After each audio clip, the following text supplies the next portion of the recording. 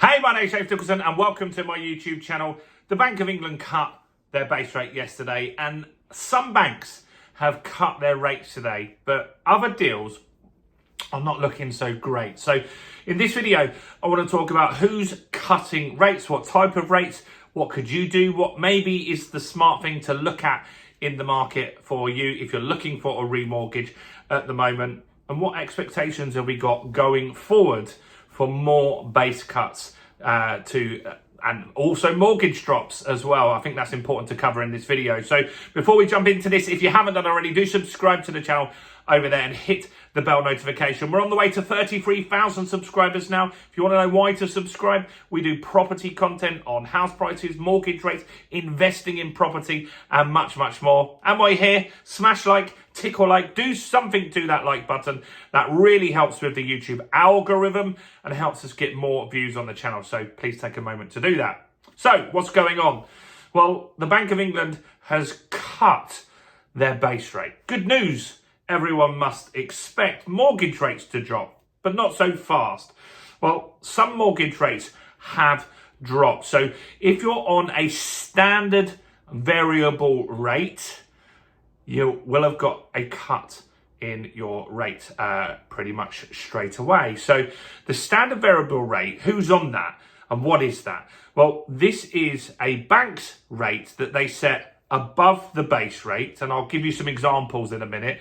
And they're expensive right now because they're often quite a bit above the actual base rate. So let's just say, for argument's sake, the base rate is 5%.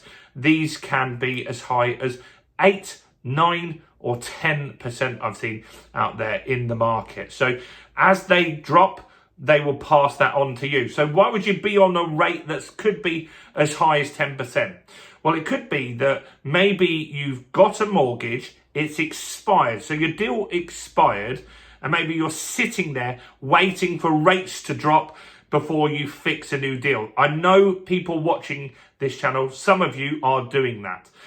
So that's one reason. Maybe your deal's expired and your circumstances have now changed. So maybe now you don't have the income to get a remortgage, and that can be a tough thing to happen as well. Maybe your credit has been destroyed for some reason. You've missed payments on credit cards and stuff like that. That can be another reason why you can be stuck on the standard variable rate. So ideally you want to get off it because it is significantly more expensive. So standard variable rate mortgages have dropped. So the Bank of England dropped the base rate from 5% to 4.75%. And the Americans went from 4.75% down to 4.5%. They did a quarter as well, which we talked about prior, and that's exactly what happened. So what we've also got is other products which have also dropped this week, and they're tracker mortgages. So we've been talking, this channel's been going nearly 3 years now. It'll be the third year in March. And initially, when we launched the channel and the rates started going up, a lot of people said, you know what, I'm going to take a tracker. Yes, the rate will go up, but when it comes down quickly, I'll benefit from that. And that didn't happen. The rates just kept shooting up, and that really caused some people a lot of pain. But now the market is flat. The Bank of England are saying they're going to drop rates. They're saying that inflation is behind us. It might peak a little bit again, but it's unlikely that rates will go up. And the Federal Reserve, the Americans, they're saying the same thing. They're saying they will be cutting rates. And both sides are saying if unemployment spikes, rates will be cut quicker. So if you took a tracker rate right now, you could be more confident that the peak is what you're going to get at the start. And in a year or so, the rate should be significantly lower, but you do have the risk that the rate could go up. So tracker rates have gone down. And so let's give you some examples of that. So nationwide here, I'm going to give you the standard variable rates as well. So nationwide, their standard variable rate is quite high. It was 7.74 and it's dropped to 7.49%. That's the nationwide. Now they have a tracker there. If you want a tracker, you could go and have a look at this. The tracker with them is at 4.94%. That has £1,000 in fees on that. So if you're confident and you can take the risk, and you should always use a broker, have a chat with a broker if they feel this could work for you.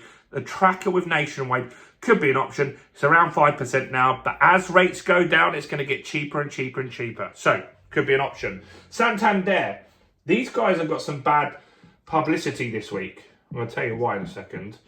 So Santander's standard variable rate went from, so SVR, went from 7.25% to 7%, right? So that means that they are 2.25% above the base rate, right? And so they've dropped their rate. However, they've said that they won't pass that on to customers for 7 weeks. 7 weeks is meant to be instant. When the rate drops, you're meant to drop it instantly if you're on a tracker. Santander saying they're not. They're going to take 7 weeks to implement that. There's an uproar about that. So it's interesting to see what happens. They might back down on that one. Halifax, let's look at their standard variable rate. This is high. If I was on Halifax, I'd have to get off as quick as I could. And it would be a nightmare to be stuck on this. So 8.49. And it dropped to 8.24%. So, I mean, if you're on that, you want to get on a fixed product, I think, as quick as you can. I wouldn't just sit there waiting, because the monthly payments are going to be sky high, particularly if you're on an interest-only mortgage with that. So what's also happening is the fixed rates are not moving. No one's moving their fixed rates since the Bank of England have cut rates. Why? Why is that? Well, the reason for that is that the swap rate, the rate that they borrow money at, those rates actually increased. So while we had some amazing deals in the summer, 3.49, 3.95, 3.97, great deals from lots of different lenders, they're actually going up at the moment. And that's based off Labour's budget. They don't like the budget. They feel the budget is inflationary. The Bank of England has said the same thing. And that means that those fixed deals, even though it doesn't make sense, it doesn't seem logical, does it? Everyone's reading the headline. The Bank of England's dropped. I've had loads of WhatsApps and texts from friends and family. Good news. Mortgage rates are going to go down. They're not. They're not going down. And they're not going to go down, I don't think, until around about Easter. I think you're going to have a fairly volatile market. I don't think there's any incentive for these guys to drop rates prior to Christmas, because business just slows down. Why would you go through all the effort, the fanfare? You're not going to get an influx of customers.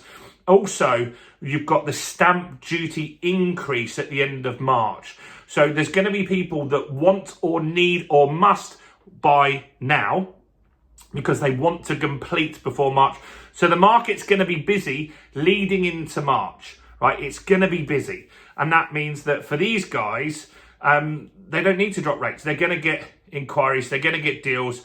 But after March, a lot of people, Halifax have stated this in a video I did yesterday, have said the market should get more competitive. We'll have more Federal Reserve interest rate drops, Bank of England interest rate drops. We'll have more certainty on the economy. And if the economy's not going great, that's when rates will go down even faster. So, interesting video.